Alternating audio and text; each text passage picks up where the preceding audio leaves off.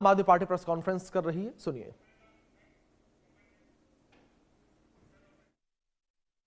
को रोज चाहिए होते हैं, उतनी डेली की डेली उनको सप्लाई की जाती है। तो अब एकदम से अगर एलपीजी बंद हो गई तो उनके पास तो 2 दिन का भी स्टॉक नहीं है, 1 दिन का भी स्टॉक नहीं है। इसकी वजह से अब मुंबई में 20% होटल और रेस्टोरेंट बंद हो चुके हैं और लगभग अगले 2 दिन के अंदर 50% रेस्टोरेंट और होटल बंद होने जा रहे हैं। तमिलनाडु में लगभग 10,000 होटल और रेस्टोरेंट्स बंद होने की कगार पे हैं। पंजाब और दिल्ली एनसीआर में हजारों होटल और रेस्टोरेंट्स आने वाले कुछ दिनों के अंदर बंद होने जा रहे हैं। और ये पीक वेडिंग सीजन है, शादियों का सीजन है। तो मुझे लगता है अगर ये जारी रहा तो बहुत सारे लोगों को शादियां पोस्टपोन करनी पड़ेंगी। और इसी तरह की कहानियां बेंगलोर, हैदराबाद, पश्चिम बंगाल, छत्तीसगढ़, हरियाणा, बिहार सब जगह से आ रही हैं।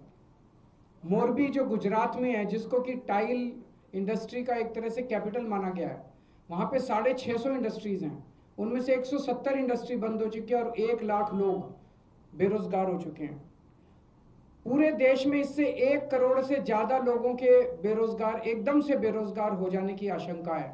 और इतने बड़े स्तर पे अगर लोग बेरोजगार हो गए तो क्या स्थिति होगी, हम सोच सकते हैं।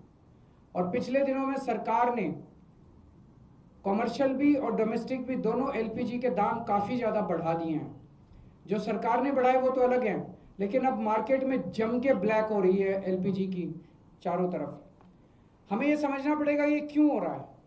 ये हो रहा है क्योंकि इजराइल और अमेरिका ने ईरान के ऊपर हमला किया है।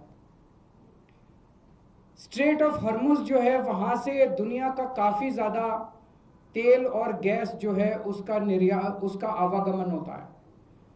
ईरान ने स्ट्रेट ऑफ हॉर्मुज पे कब्जा किया हुआ है और ईरान ने कहा है कि जो उनके फ्रेंडली देश हैं केवल उन्हीं को वहां से अपनी शिप्स ले जाने लाने का अधिकार होगा। तो जैसे रशिया, चाइना, केवल उनके शिप्स को अलाउ किया जा रहा है। इंडिया ने सबसे बड़ी, प्रधानमंत्री मोदी जी ने सबसे बड़ी गलती जो की है वो ये है, किसी भी युद्ध के अंदर जब हमारा कोई स्टेक ही नहीं है, हमें किसी भी का पक्ष का साथ नहीं देना चाहिए था, हमें न्यूट्रल रहना चाहिए था। नॉन अलाइंड पॉलिसी भारत की विदेश नीति पिछले 75 साल से चली आ रही थी, जिसको प्रधानमंत्री ने चंद दिनों के अंदर डिमोलिश कर दिया। वो जाके सीधे इजराइल और अमेरिका के साथ खड़े हो गए, ईरान के खिलाफ खड़े हो गए।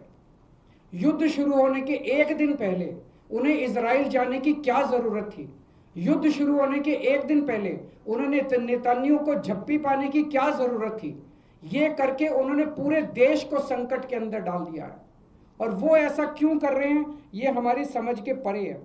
आज तक भारत ने कभी भी अंतर्राष्ट्रीय स्तर के ऊपर ना इस साइड का पक्ष लिया ना उस साइड का पक्ष लिया।